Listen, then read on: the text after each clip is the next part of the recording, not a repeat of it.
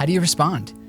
If you're looking for a job and not finding one that works for you, or you go through a breakup and it's really hard, or somebody that you love just got a really bad diagnosis, or your dreams are smashed.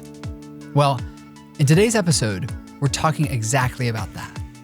What do we do when we feel like we're trusting in circumstances instead of trusting in God?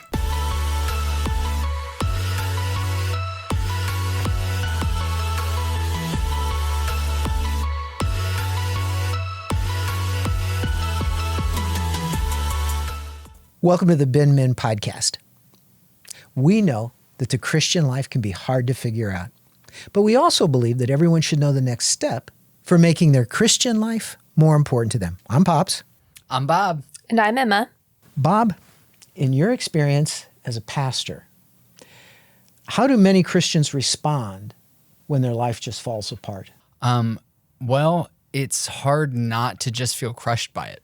You know, and when we say like your life falls apart, that can happen at all kinds of levels, right? I think you would say that too, Pops. Absolutely. Like, yes, there are some things where it's like, this is the worst thing I can imagine, but there's a lot of scaled back versions of that are just moments when life is particularly hard, right? I'm not in a relationship that I was with a while ago, and that really stings and is hard for me, or my job circumstances, or my physical health, or a lot of different circumstances.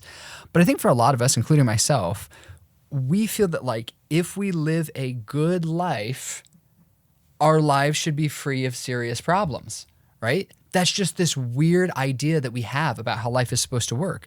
That's why when significant hardships hit us, it can feel as if, God, you broke a promise to me. This is not the way that life is supposed to work. And so we actually shouldn't be surprised when we experience trials and challenges and sufferings, especially for Bible people who know what God says. But it still stings and it hurts. And it's easy to forget that Jesus says something really powerful in John chapter 16, verse 33. In this world, you will have trouble, but take heart. I have overcome the world. So in times of trials and suffering and pain and loss, when circumstances are not going my way, the reality is that Jesus has promised a sort of peace and a sort of victory, but that doesn't necessarily mean it's an easy path. Yeah, and I want to address that because for many of the folks that we're addressing that are not old and mature, like I am. Like you, very old, very mature. Thank you. Incredibly old. Thank you. And incredibly mature. Yeah. Is there anything else you want to say? It's just ridiculously old, So but also very mature. So even after I became a Christian, I was familiar with John 16:33, right? Yeah. So you would think because I love Jesus, I would have immediately fallen in and said, oh yeah, throughout all of these difficulties, I'm just going to be at peace with all of them. I wasn't. There was a time, in fact, Mom and I were just talking about this. Yeah. What was the time when you were kind of trusting in circumstances or you said God pull through? Well, that's what I was going to tell you about. Before I rudely interrupted. Don't worry about it. So it was in my second of 3 residencies before the fellowship. Mom and I ran out of money. Literally, I had tapped out our credit cards. I'd run through our entire loan. We still had 4 months to go in the residency before I started my fellowship. I didn't know what to do. And I can remember I was in tears wondering how are we going to even pay rent next month, right? And how are we going to pay for our children and all of that? Incredibly cute children. Yeah, because you were one of them. Adorable. Yes. And, you keep doing this. I'm keep going to lose going. my You're track. Doing great. Okay. So anyway, the very next day, I literally, I did not sleep. I prayed all night long. Please give me wisdom. I don't know. Very next day, one of the gals that worked in our department came up to me and said, Dr. Martin, do you think, because she knew Deb had done secretarial work. Mom had done secretarial work. And she said, do you think Deb would want to take my job over in the Department of Orthopedics? And you and Kate were in school, and she had to pick you up at 3. And she said, the salary per month is this amount, and you only have to work from 9 in the morning until 3 in the afternoon. The exact amount of money that we needed to pay rent, the exact times where Mom could drop you kids off in the morning and then still have time to pick you up in the afternoon. Did I fully believe that God was going to do that the next day? Honestly, not at all. But now at almost 70, that happened when I was, I don't know, 31. 40 years down the road, I have seen him show up so many times, I can honestly say, yeah, I just trust him to be there. That's so good. Yeah, because I think it helps me know that like God really is faithful even when life is kind of getting shattered. And that is in the life of real Christians, like you just said, Pops. And it also is represented even in the Bible. You know what I mean? Like this is like God isn't pulling punches here. So Emma, can you bring us maybe a story or an example? Is there anything in the Bible that resonates with what we're talking about? Yeah, I think a story that I have recently found really intriguing is the story of Abraham and Sarah when they're trying to have a baby.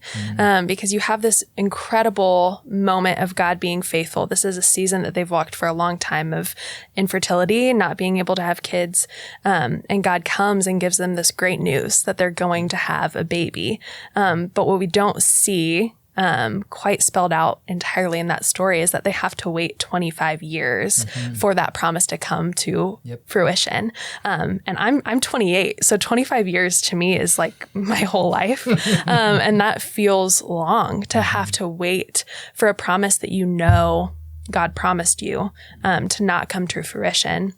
And so I think as I navigate in my life waiting for things, I think about that a lot of, 25 years is a long time, but that doesn't mean that God was any less faithful to his promise. He was still faithful. Just in the moment, in that circumstance, it didn't seem like he was. And obviously, Abraham made some mistakes in how he tried to kind of get God's faithfulness for himself around God's will. But I think just that nature of 25 years spent living in a circumstance that doesn't match up with where your hope and your faith is found in. Oh, that's so good. Yeah, and I think that for some of us, God may step in and provide exactly what we need within 24 hours, like your story, Pops. And sometimes God may step in and give us something that we desire, but it takes a long time, So like part of my story, and you know this too, Emma, is like, I think me trusting in circumstances is saying, God, like, I'm doing pretty good in life. Like, I really want a spouse. I really want a wife. And here, like, I didn't get married until I was in my early 30s.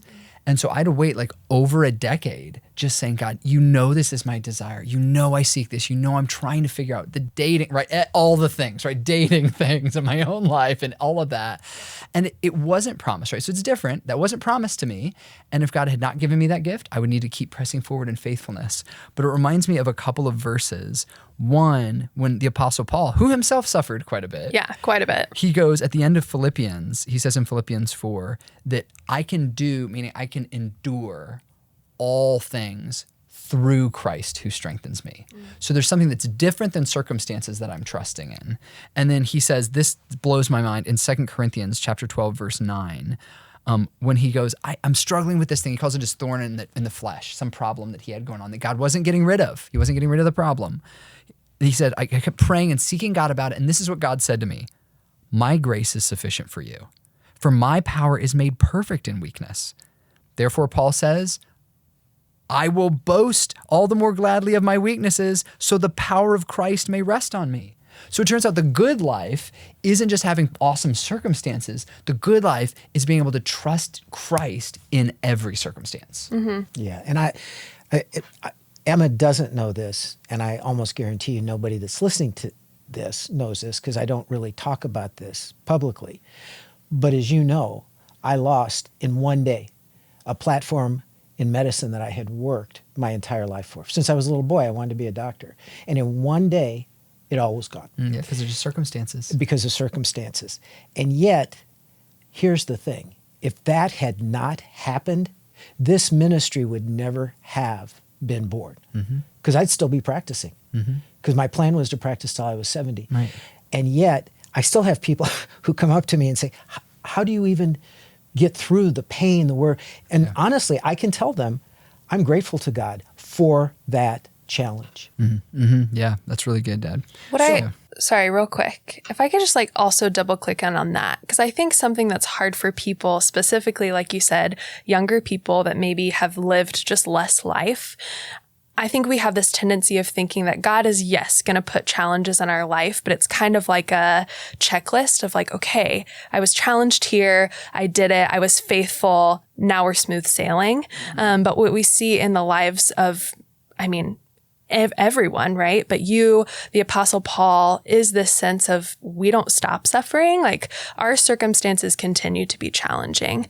I think that's what you're talking about with the good life, of this good life that we're promised isn't a life full of happiness and joy. It is full of joy, but not always because of our circumstances. It's because of the Lord who doesn't change despite our changing circumstances that often are not sunshine and roses. That's just the truth of life. Yeah, that's really good. Putting all of this into perspective, do either one of you want to address the issue that folks who are listening, how can they hold on to hope when pain or circumstances just feel overwhelming? I was hoping you were going to say something about Hebrews 12 again, and then I have a couple of ideas. Okay. But I know that's a favorite verse of yours. So like, why is that so helpful for the long game? Yeah. I think there's a reason why endurance is in that verse. I've just learned in my own life that anytime you place your hope and your faith in the world, inevitably it's going to let you down. It doesn't even matter if it's a good circumstance, right? Like even when we think about marriage or family or career, all those can be good. Bob, you and I work for a church. Our careers are good, godly things.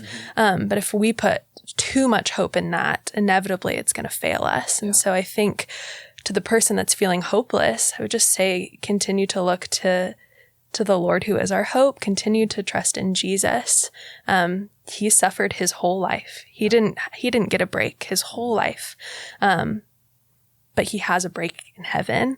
He is on a throne in heaven. And so just to continue to look not to this life, but to the next life for your hope. And also trust that the Lord is for you and with you in any and all circumstances. One of my all-time favorite verses is when Jesus kneels and weeps at the loss of Lazarus, right? He's going to restore that. That's another circumstance where the Lord is going to be faithful. He raises Lazarus from the dead, and yet he still kneels and weeps with Mary and Martha as they're just grieving. So there's two sides to the Lord, one that restores and heals, and one that meets us in our grief and weeps with us when we can't see a way out of it. Yeah. Which, for me to kind of wrap a phrase maybe around that, like, I think there's a lot of beautiful things that, especially the New Testament draws at. Like, the Old Testament's got a lot of stories of suffering that really point in the right direction. I think there's a lot of good teaching from Paul's letters in particular that give us the idea of what's happening in suffering.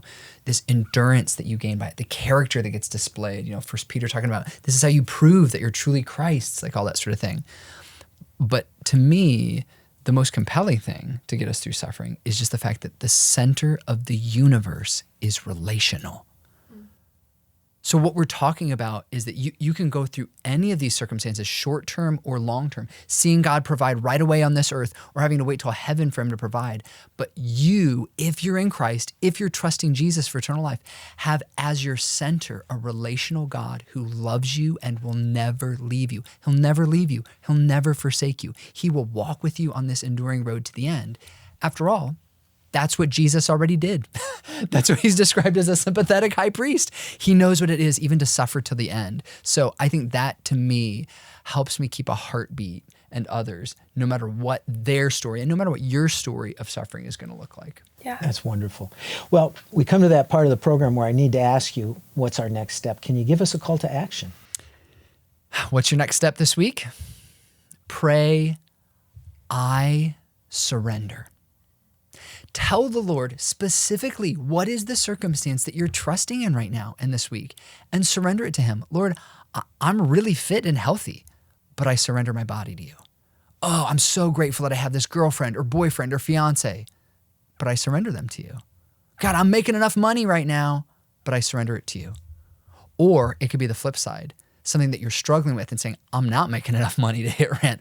I'm not dating the person that I want to be in a relationship with, but Lord, I surrender that to you.